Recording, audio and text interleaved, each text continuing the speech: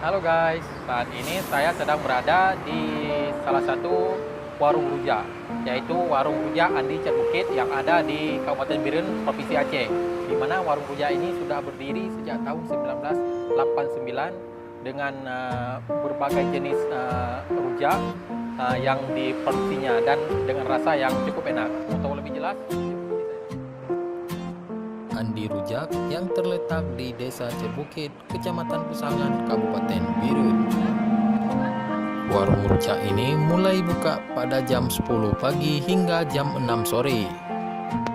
Untuk bahan baku pembuatan rujak diantaranya buah nanas, mangga, timun, bengkuang, dan buah-buah segar lainnya.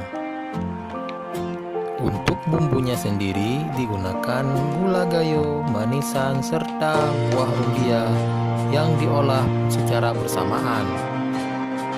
Buah-buahan segar dengan berbagai macam dipotong menjadi dua jenis rujak, yaitu rujak besar dan ada rujak kecil. Lokasi warung yang sangat luas cocok untuk Anda yang mau berkunjung bersama saudara, keluarga, dan teman-teman sahabat Anda. Rujak ini dibungkus dengan daun pisang agar rasanya tetap lebih harum serta lebih nikmat untuk dinikmati.